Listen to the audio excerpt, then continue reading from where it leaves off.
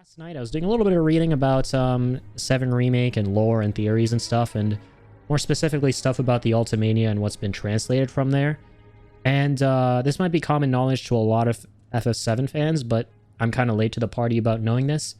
Apparently, and this was translated from the Ultimania, there are four Sephiroths, okay, that are roaming around in this game who we see in total.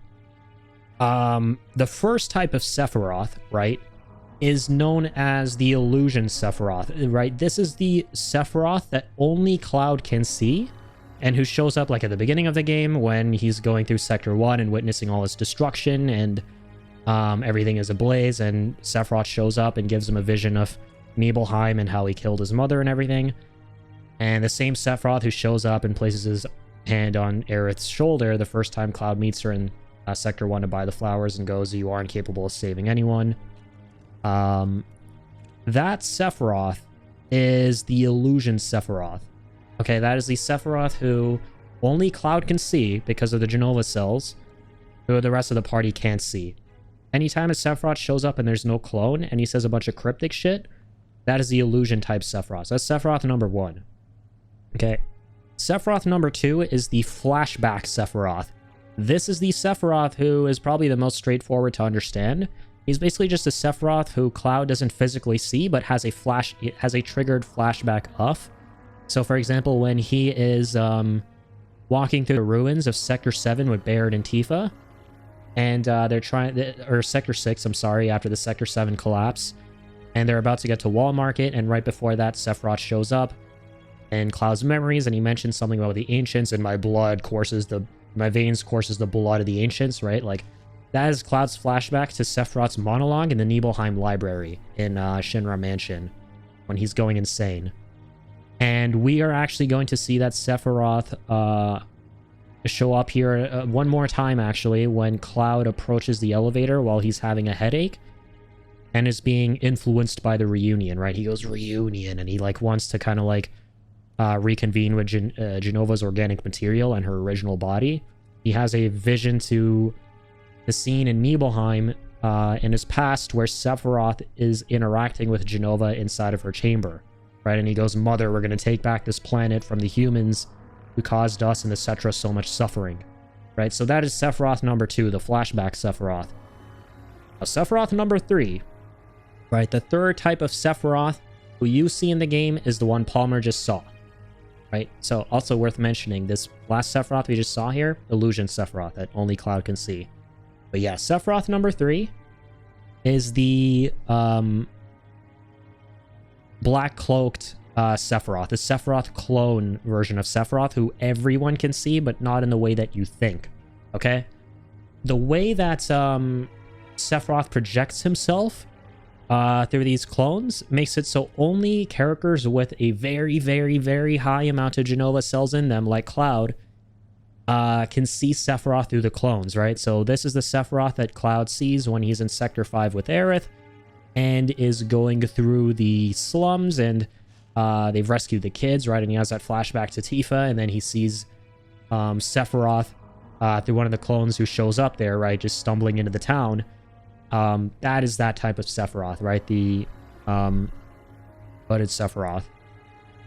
The Sephiroth clone type Sephiroth. And then another scene where you see him is over here where Palmer mentions Sephiroth being in the building. Like, how can that be?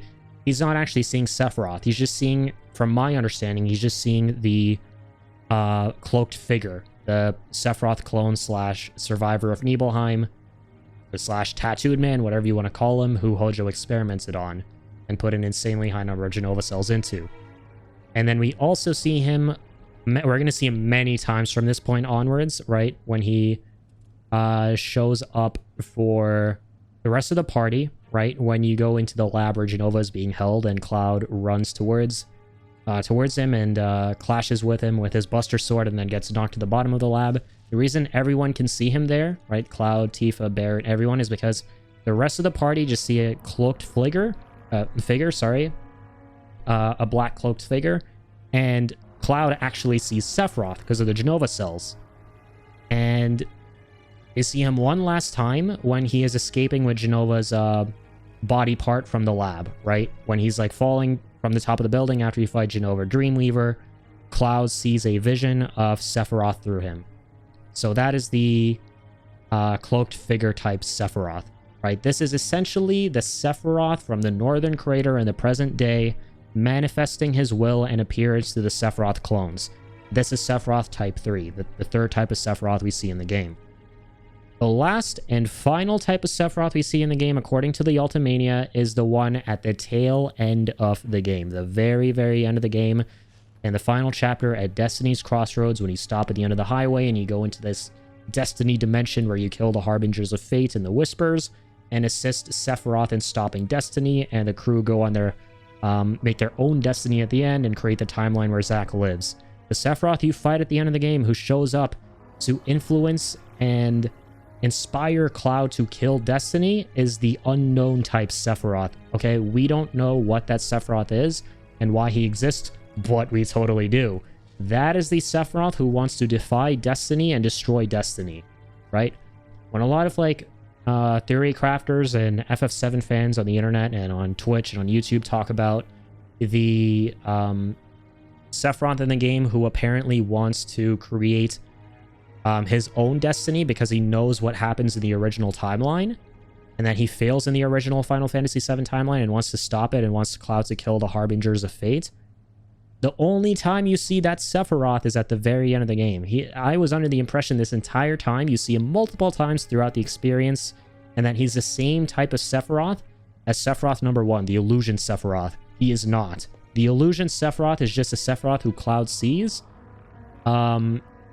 because he's able to have visions of Sephiroth due to the trauma that's been inflicted upon him in the past, and also the Jenova cells, and also the fact that he has interacted with the Whispers and has a small smidget of like an understanding of what is going to happen in the future. This is why the Illusion type Sephiroth appears to say things that haven't already happened. It is not the Sephiroth who is post-Advent children coming back to talk to Cloud. It is a manifestation of Sephiroth in Cloud's mind based on Cloud's understanding of the future, right? The Sephiroth who shows up and places his palm on Aerith's shoulder and goes, "You are not capable of saving anyone." That Sephiroth is the Illusion type Sephiroth. He is not the same as a Sephiroth at the end of the game, right? That Sephiroth, the Illusion type, is the one you see here in this cutscene in the VR program that only Cloud sees. Only Cloud can see him. And my interpretation, right, and this is the best part about this, we objectively know there are 4 Sephiroths, but their existence, what they're trying to do and everything, that's where we individually as the FF7 fans have to fill in the gaps ourselves and come up with our own theories.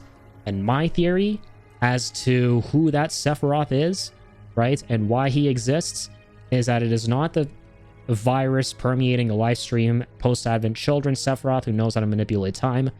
It is a Sephiroth who is a construct of Cloud's memories of Sephiroth, a high amount of Jenova cells in Cloud that allow him to essentially see Sephiroth in multiple places at multiple times. And number 3, Cloud's vague understanding and flashes of the future because of the Whispers, right? They essentially congregate to create a form of Sephiroth that is the Illusion type Sephiroth. And that's kind of what I think is going on in Final Fantasy VII Remake.